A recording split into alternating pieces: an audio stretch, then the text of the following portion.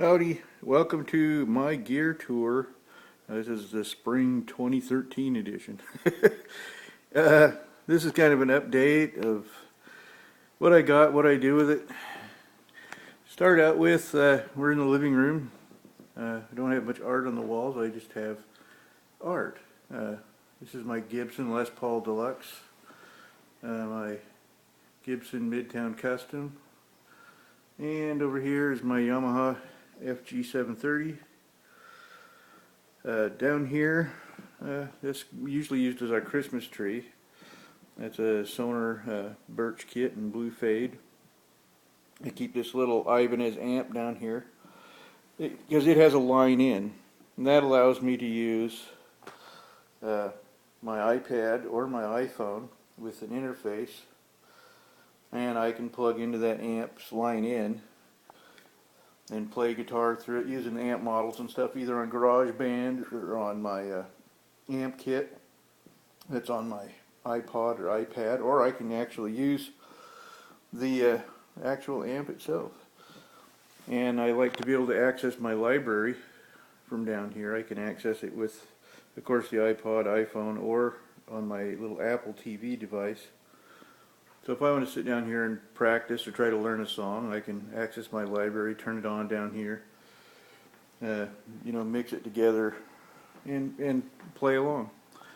That's one thing we can do.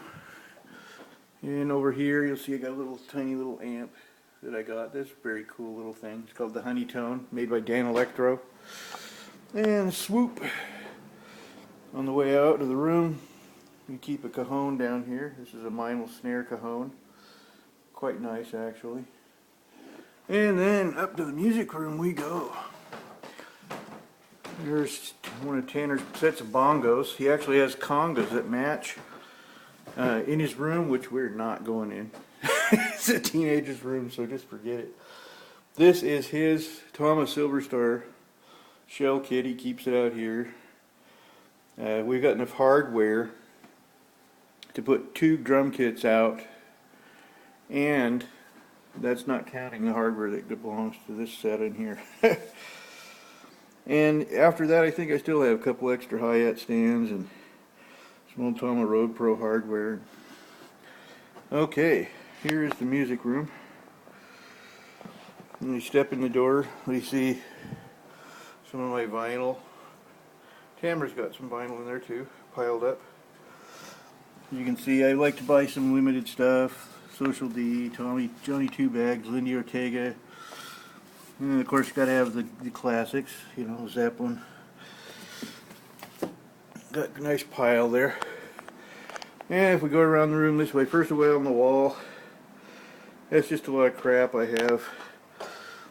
Some of it's Tanner's, like this picture. It's autographed. I bought it for him. Paige Wyatt. We got autographed Hailstorm, the Donnas, Biff Naked, Eve Helen the Razors, Lindy Ortega, just people that I like. Amazing amount of Canadians for some reason. My turntable, of course, to play the vinyl on. That turntable can be played out either into the computer via USB or directly into this 300 watt per channel mixer. That mixer will send the sound up to these BR15 Yamahas, and they're on stands so that I can keep them up out of the way. Nothing moves there quite like these big monster speakers. I mean, they really, you can feel it. It's not like little desktop monitors. They really crank. And then going on, down below, you can see there's my Vox Tone Lab. That's quite handy for, if I just want to play quietly, I can play right through those little built-in speakers you see there. I don't have to have it run through an amp or anything. I also can output that directly into this mixer again, or I can output it into an amp, either the little Marshall Class 5 you see there, or this DSL over here. It does have settings on the back that optimize its output for either a line, like for a mixer, or for, say, a Fender amp, or a Vox amp or Marshall amp. So that's pretty nice. Uh, drum dial, some people bitch and whine about them. I don't know why. It's a perfectly good tool. Love it. It really comes in handy sometimes when you got drums with goofy rims or goofy shells, which is like 90% of drums. So it really helps pin down exactly where the issue is, and you can get it tuned fast and correctly. I love them. Strings, I mainly use Ernie Ball, fairly heavy strings. Some of my guitars I tuned E flat, like my one with P90s there. Those heavy bottom, skinny top strings are perfect for that. You don't get as much string flopping around when you're drop tuning like that. Okay, now moving on, you'll see I do have some pedals down there. Of course, I've got the Boss TU3, which is kind of an industry standard tuner. Quite nice. You can have it set up so that it either interrupts the signal when you're tuning or not. It also, it's pretty handy to shut your signal from your guitar off to the amp. You can switch it to the tuner mode and it'll kill the sound immediately. And next to that is a GTOD. That is a very good little boost pedal if you want to run like I do. Sometimes without all the bullshit and effects and crap, you want just real overdriven Class A tube tone. That will push your amp. So you don't have to necessarily have the amp on max volume. Get it to break up. You can use that GTOD. It doesn't color the sound. It's really clean, but it does overdrive the amp nicely. Next to it is a little pedal I got, the Hot Rod Distortion. I got that before I got the box. It also uses Cosm modeling. So believe it or not, that little tiny pedal, you could take that with you and nothing else besides your guitar and a couple of chords and plug right into a mixer and play. So you can either play direct into an amp or direct into a mixer with that little pedal. Very nice, and it has like 5 or 6 distortion pedal models that you can adjust it to. Pretty sweet little item actually. And then of course the Crybaby. Everybody's got to have one of those. The real thing. I like the real thing. And moving on. Options for playing guitar then are the Tone Lab into the mixer, Tone Lab into amps, direct into amp, or direct into this amp. This is a DSL 15. It's a 2-channel amp. DSL stands for dual super lead.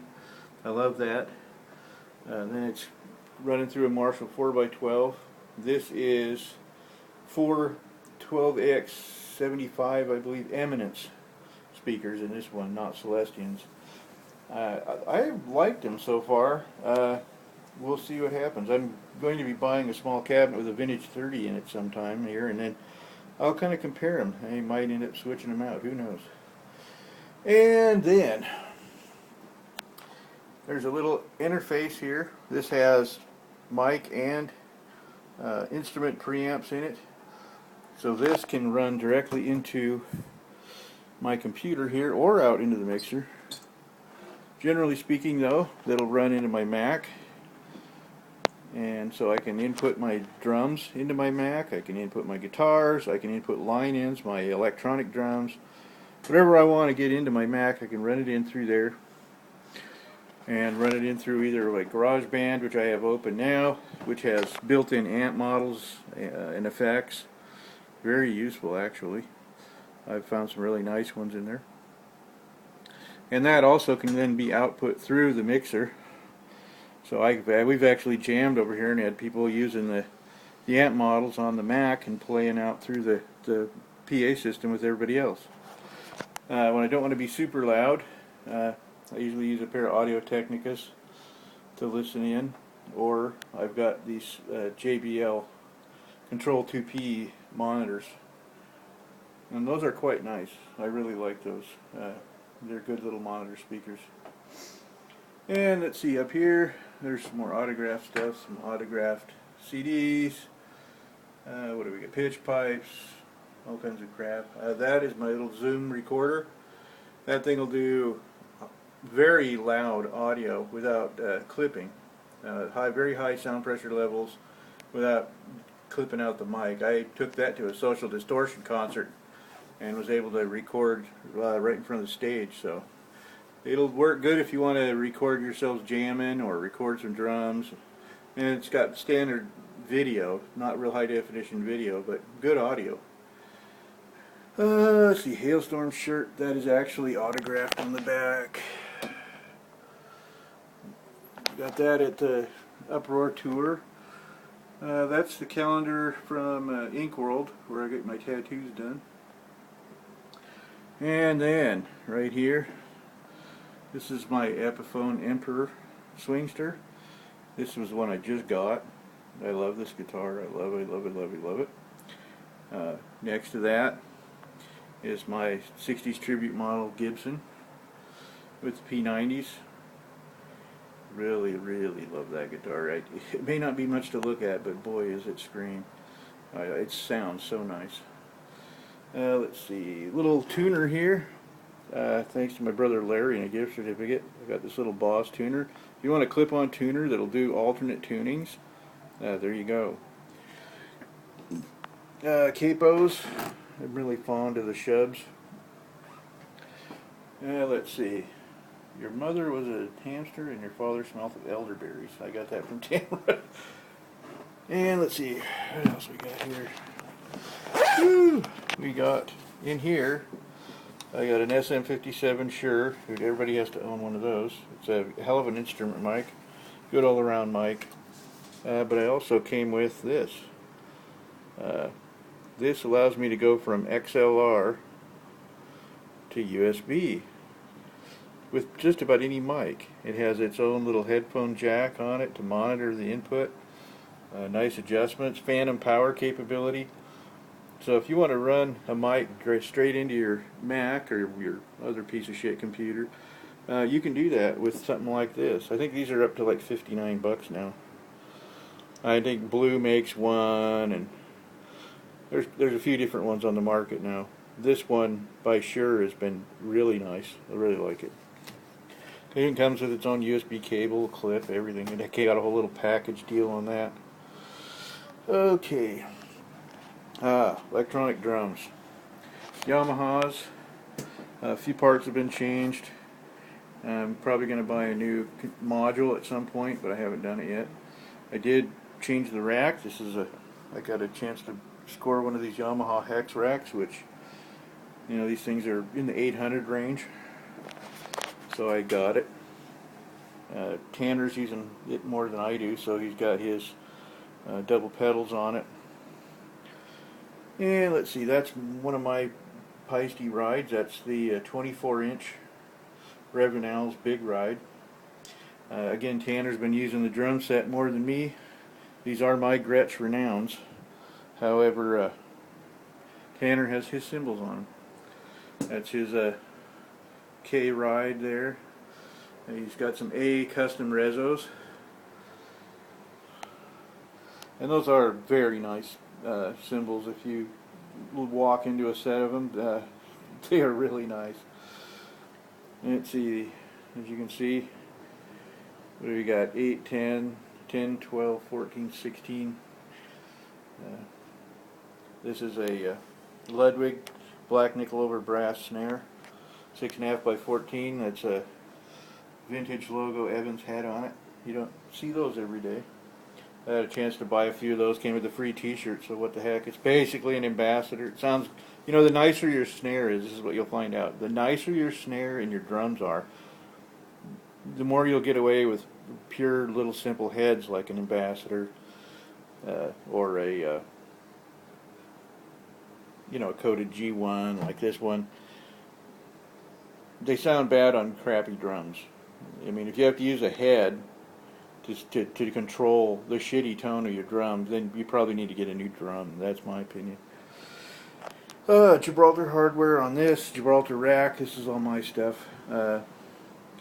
Tanner likes to play double bass a lot, so he's got a set of remote hats, closed hats over here, and a little splash above the cowbell. You'll notice the SR. These are the factory renewed Sabians. These are usually AA, AAX, HH, HHX cymbals that were rejects, and they've been just kind of relathed real quick and sold for a fraction of the price. If you need a nice set of extra hats or something, it's really affordable. You know, Tanner's 16 years old, and he's got some pretty nice stuff, and those cymbals sound really good. I'm really impressed with them. I wouldn't mind having a whole set of them for a practice kit. And then let's go over here. What do we got? This is a USB condenser type microphone and a shock mount that I got. That mic will go directly into a USB, and really good sound quality. I probably wouldn't buy one again. I think I would rather just buy a good condenser mic and then that little USB to XLR to USB adapter. Probably the smarter way to go in the long run. But if you just need a real quick and dirty solution, you don't want to have to buy a bunch of interfaces and crap, and you want just a mic that'll go directly into your computer, these AT2020 Audio-Technica is excellent for that. And you'll see down here we got some extra snares hiding out, some extra pedals. These are my drum mics in this case down here. I've got a full set of Audix D-Series mics for tom and kick and snare. I think it's got an I5 for the snare and D2s for the toms, I think it's a D4 for the bigger toms, and then a D6 kick mic, I believe is what it's called. There's a little stand down here specifically for the kick mic. I usually run the mic way inside the hole, actually a little past halfway, or you can run it right on the outside. What you're not supposed to do is stick it right halfway in and out of the hole. That actually causes phase problems. And let's see, guitar stand. Those are some of my Paiste cymbals right there. I have a whole set of O2s. I've got 24-inch ride, I think 16, 17, 18-inch crashes, 14-inch sound edge hi-hats. There are cases for some of my Gibson guitars over there. That's my niece. Picture. I thought that was a very cool picture she took of herself, and I went and had it blown up, and I guess it kind of freaks her out every time she sees it. That's too fucking bad. It's a pretty cool picture. Even the guy who blew it up for me said that it was a badass picture. He really liked it. Let's see, there's a little drum stool. Closets, we're not going to look in the closets. I got shit piled in there like you wouldn't believe. Most of it is just like cases and bags and stuff for all this other hardware that I have. What you're not seeing is we have drum sets that are not here at the house, tambourines and all kinds of gadgets that are over at a friend's house. I've got a little Sonor Safari drum set and all the hardware that we keep over there, so when we can jam we don't have to haul a kit around. That's also a very nice kit. I think I have a video of that on my YouTube if you want to check it out, the Sonor Safari, or look it up. I think Matt Eater is some pretty good videos on them. They're really good sounding kits for the money, and very impressive, good little jamming kits. Okay, that's pretty much the gear for this year. You guys have fun. Bye.